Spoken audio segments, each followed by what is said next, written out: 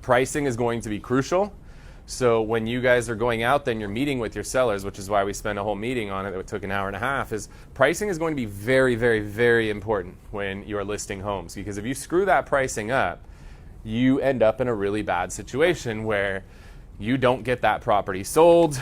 The seller's pissed off at you. You're having to call them every week or two, like, hey, we have no showings, we need to drop the price. Hey, we have no showings, we need to drop the price. We have no showings, we need to drop the price.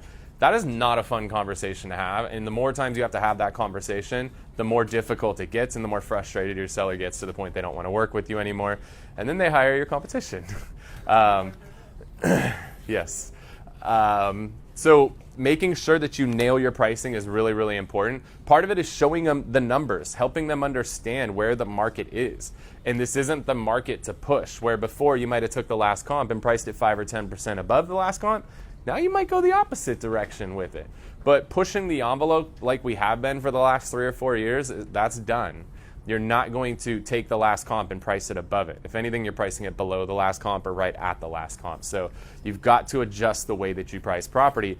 But the important thing, and what I want you guys working on Wednesdays, is really going over those conversations and how to present to a seller to not scare them, but to make sure that they're educated about where the market's at, where the market's going, where they should price their home, why they should price it that way to make sure that it actually sells. So I think that's going to be really important. Like, we had one in Riverwalk recently, and there were 4 of them. We got an offer on ours. We were priced at $540. There was one at $560 and 2 at $525. So somebody came in, offered $525 on ours. They liked ours the best. And we tried to counter them up, and they were like, no, we're staying at $525. Well, if we shot that $525 down, what do you think that buyer is going to do? Just go buy the next one, right? But they probably aren't going to buy it for the $525 because there's 2 others listed at $525. So they probably wouldn't offer $525 on one of those competitors. They'd probably offer $515, $510, right?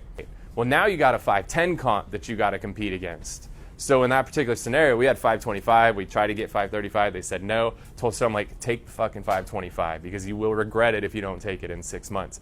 You've got to practice having those conversations with your clients, because that is the smarter move for your client. You don't want your client to get stuck holding the property through the holidays, and then they end up selling for $510 in January or February. So we've really got to nail down pricing. You've got to spend extra time going over your comps. Get a second or third set of eyes on your comps when you're going on your appointments, because if you misprice it, it's not going to be pretty. So a little bit more time on offense will prevent a whole lot of time on defense.